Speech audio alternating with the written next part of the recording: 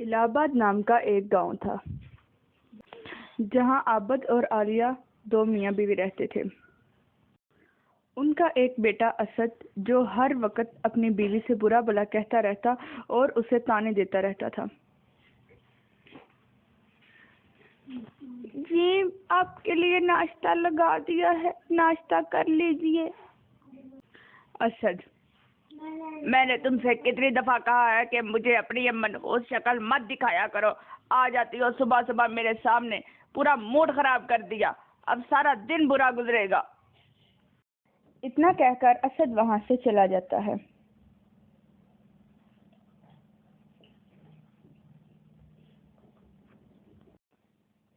اتنی دیر میں ماہم کی ساس اسے آواز لگاتی ہے: ارے کل موہی کہاں مر گئی، جلدی سے ادھر آ۔ عابد اپنی بیوی سے: ارے کبھی تو آرام سے بات کر لیا کرو، آخر وہ اس گھر کی بہو ہے، کوئی ملازمہ تو نہیں ہے۔ ہاں تم تو کہو گے، آخر تم ہی نے تو یہ مصیبت ہمارے سر پہ بٹھائی ہے لا کے۔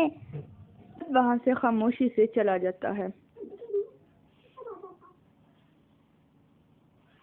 میں تجھے کب سے بلا رہی ہوں، کیا تو نہیں جانتی کہ میرے ناشتے کا ٹائم ہو گیا ہے اور ابھی تک تجھے مجھے ناشتہ دینے کی فرصت نہیں ملی؟ ماں جی مجھے معاف کر دیجیے، وہ میں گھر کے کام کر رہی تھی اس لیے۔ ہاں جانتی ہوں میں، جو تو گھر کے کام کر رہی تھی مہارانی، آرام کر رہی تھی ابھی تک، چل دفعہ ہو، میرے لیے ناشتہ لے کر آ۔ اسی طرح کچھ وقت گزرنے کے بعد ایک دن اسد کسی لڑکی کو لے کر گھر میں آ جاتا ہے۔ اسد کی ماں: یہ کون ہے بیٹا؟ اسد اپنی ماں سے کہتا ہے: ماں یہ تمہاری بہو ہے، میں نے شادی کر لی ہے۔ عابد کو بہت ہی غصہ آ جاتا ہے یہ بات سن کر، اور وہ کہتا ہے: تم کیا پاگل تو نہیں ہو گئے؟ کیا تم نہیں جانتے کہ تم پہلے سے ہی شادی شدہ ہو اور تم یہ کس لڑکی کو اٹھا لائے ہو؟ میں تمہیں… اسد اپنے پاپا کی بات کاٹ کر کہتا ہے: پاپا آپ کو میں نے پہلے دن ہی کہا تھا کہ مجھے وہ لڑکی بالکل بھی پسند نہیں اور میں اس کے ساتھ زندگی نہیں گزار سکتا، گوار ہے وہ۔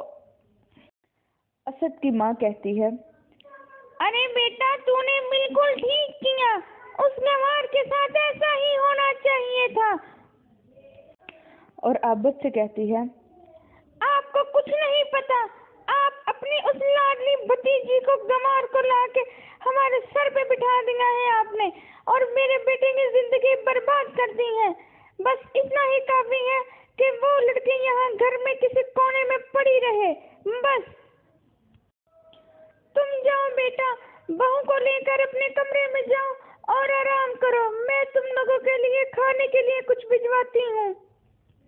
اسد جب اپنی بیوی کو لے کر کمرے میں پہنچتا ہے تو دیکھتا ہے کہ ماہم وہاں پر صفائی کر رہی تھی۔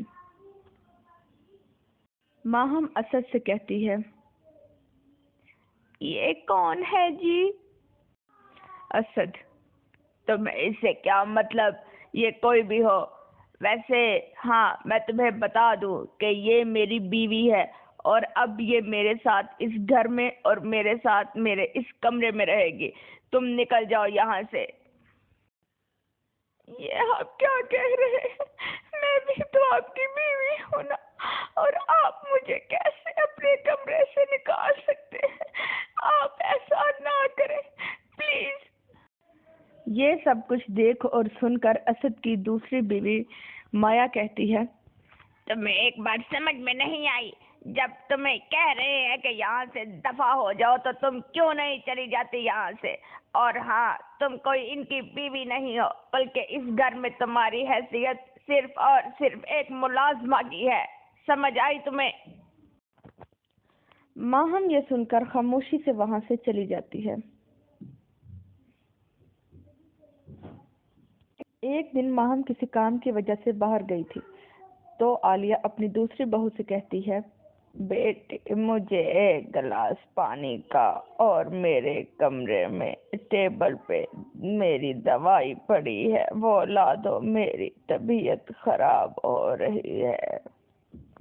یہ سن کر مایا کہتی ہے، کیا ماں جی آپ نہیں جانتی کہ میں گھر سے باہر جا رہی ہوں شاپنگ کرنے کے لیے اور میں لیٹ ہو رہی ہوں؟ آپ کو بھی تبھی کوئی کام یاد آتا ہے، اور ویسے آپ ابھی تندرست ہیں، ٹھیک ہیں، تو خود کیوں نہیں جا کے اپنے کمرے سے اپنی دوائی لے کے کھا لیتی؟ نہ کہہ کر مایا وہاں سے چلی جاتی ہے۔ ایک دن اسد آفس کے لیے لیٹ ہو رہا تھا اور وہ اپنی بیوی مایا سے کہتا ہے، میرے کپڑے کہاں ہیں؟ مجھے آفس کے لیے دیر ہو رہی ہے، کیا ابھی تک میرے کپڑے پریس نہیں ہوئے؟ مایا اسد سے کہتی ہے، مجھے کیا پتا ہو آپ کے کپڑوں کا، میں آپ کی بیوی ہوں، کوئی ملازمہ نہیں۔ اس ماہم سے پوچھئے نا کپڑوں کا جو گھر کے سارے کام کرتی ہے۔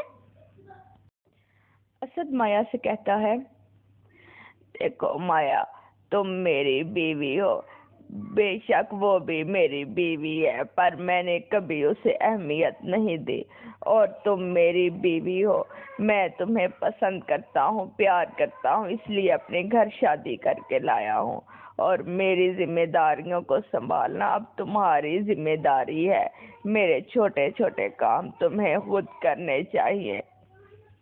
مایا یہ سن کر اسد سے کہتی ہے، دیکھو میں تمہارے ساتھ شادی کر کے اس گھر میں اس لیے نہیں آئی ہوں کہ میں تمہارے یہ فضول کے چھوٹے چھوٹے کام کروں، تمہارے کپڑوں کو پریس کروں، تمہارے لیے صبح صبح اٹھ کر ناشتہ بناؤں، مجھ سے یہ سب نہیں ہوگا۔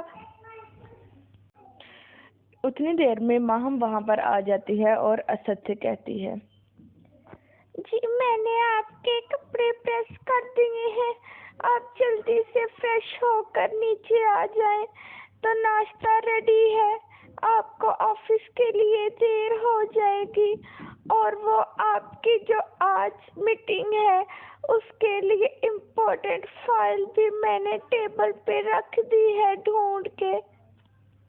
اتنا کہہ کر ماہم وہاں سے چلی جاتی ہے۔ دن عابد اور اسد گھر پر نہیں تھے اور موقع کا فائدہ اٹھا کر ماہم سے کہتی ہے، تمہیں میں نے کتنی دفعہ کہا ہے کہ میرے اور اسد کے معاملے میں مت آیا کرو، جب تک تم یہاں سے چلی نہیں جاتی ہماری زندگی میں سکون نہیں آ سکتا، تم نکل جاؤ یہاں سے، چلی جاؤ اور دوبارہ واپس کبھی مت آنا۔ یہ سن کر ماہم کہتی ہے، پلیز مجھے گھر سے مت نکالیے، میں نے کبھی آپ کو کچھ نہیں کہا، جس دن سے آپ اس گھر میں آئی ہیں میں آپ کی خدمت کر رہی ہوں، آپ کے سارے کام کرتی ہوں، پلیز مجھے گھر سے مت نکالیے، میں کہاں جاؤں گی؟ یہ سن کر ان دونوں کی ساس عالیہ کہتی ہے، ہاں چلی جاؤ، تم یہاں سے دفع ہو جاؤ، جس دن سے تم اس گھر میں آئی ہو منحوسیت لے کر آئی ہو، ہمارے گھر میں سکون ہی نہیں ہے، چلی جاؤ تم یہاں سے اور ہمیں اپنی زندگی گزارنے دو۔ ماہا کو غصہ آ جاتا ہے اور وہ اسے مارتی ہے، وہ بیچاری بہت روتی ہے لیکن اس کی کوئی نہیں سنتا۔ ماہم وہاں سے روتی ہوئی چلی جاتی ہے۔ اسی طرح ایک دن عابد اپنی بیوی سے کہتا ہے، کب سے کہہ رہا ہوں مجھے اتنی بھوک لگ رہی ہے، صبح کا ناشتہ نہیں کیا، دوپہر ہونے کو آئی ہے اور میرے سر میں درد بھی بہت زیادہ ہو رہا ہے۔ جس دن سے ماہم اس گھر سے گئی ہے میری زندگی حرام ہو گئی ہے، میری زندگی میں تو کوئی سکون ہی نہیں رہا۔ یہ بات سن کر عالیہ کہتی ہے، ہاں تمہیں تو لگے گا ہی نا، رکو میں ابھی اپنی بہو کو بلاتی ہوں، دیکھنا وہ ہمیں کتنا اچھا اور مزے کا ناشتہ بنا کر دے گی، اس ماہم کے ہاتھ کا گندا کھانا کھا کھا کر تو میری طبیعت خراب ہو گئی تھی۔ اور وہ اپنی بہو کو آواز لگاتی ہے، ارے ماہا، بیٹی ماہا۔ ماہا وہاں آ جاتی ہے اور کہتی ہے، کیا صبح صبح ہی آپ لوگوں کی آوازیں شروع ہو جاتی ہیں؟ آپ لوگ تو سونے بھی نہیں دیتے ہیں، بتائیے کیا کام ہے آپ لوگوں کو؟ عالیہ کہتی ہے، بیٹی ہمیں بہت بھوک لگ رہی ہے، صبح سے ناشتہ نہیں کیا، ہمیں ناشتہ بنا دو، دوائی کا ٹائم ہو رہا ہے۔ یہ سن کر ماہا کہتی ہے، ناشتہ؟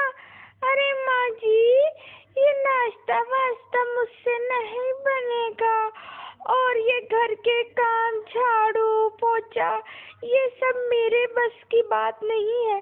آپ کوئی ملازمہ کیوں نہیں رکھ لیتی؟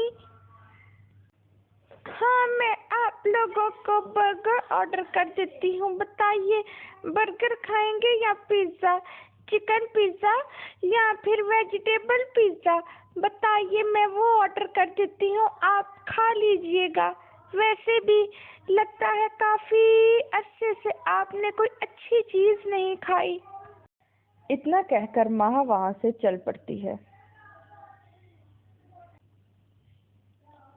کچھ وقت گزرنے کے بعد ایک دن عابد اپنے بیٹے اسد سے کہتا ہے، ارے بیٹا، ہمیں تو سمجھ میں نہیں آ رہا کہ ہمارے ساتھ کیا ہو رہا ہے۔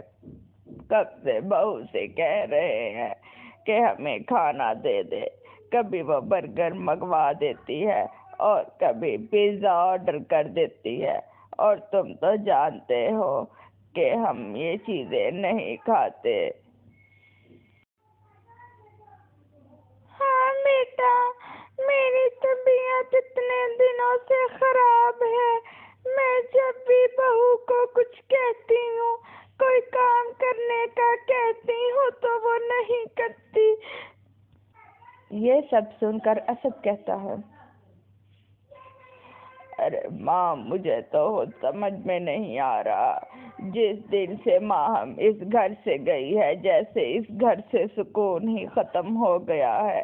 میرا تو اس گھر میں آنے کو بھی دل نہیں چاہتا، اسی لیے تو میں اتنے دن گھر سے باہر رہتا ہوں۔ پتہ نہیں ہماری زندگی کو کیا ہو گیا ہے۔ تم ٹھیک کہتے ہو بیٹا، میں نے بہت غلط کیا اس بچی کے ساتھ۔ اس نے کیسے ہم سب کی ذمہ داری نبھائی، کبھی بھی کسی چیز کی کمی نہیں آنے دی، اور جب سے وہ گئی ہے مجھے تو یہ گھر لگتا ہی نہیں۔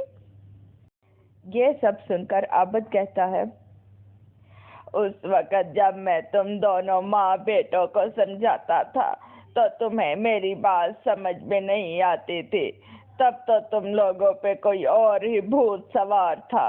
اب لے آئی اپنی لاڈلی بہو کو، کروا لو اس سے اپنی خدمت، وہ تو تمہیں پانی تک نہیں پوچھتی۔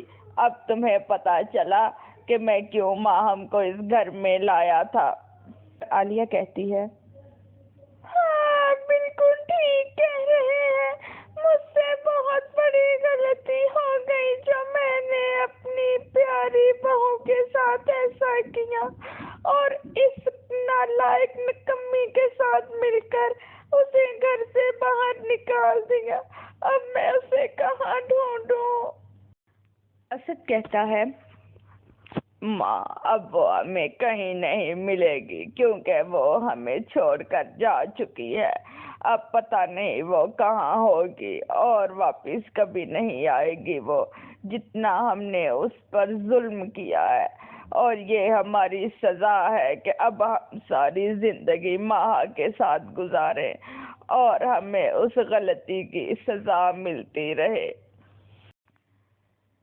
تو دوستو، کیسی لگی آپ کو ہماری سٹوری؟ کمنٹ کر کے بتائیں، اور اگر سٹوری پسند آئی ہو تو لائک کریں، اور مزید ایسی اچھی سٹوریز دیکھنے کے لیے چینل کو سبسکرائب کریں۔ شکریہ۔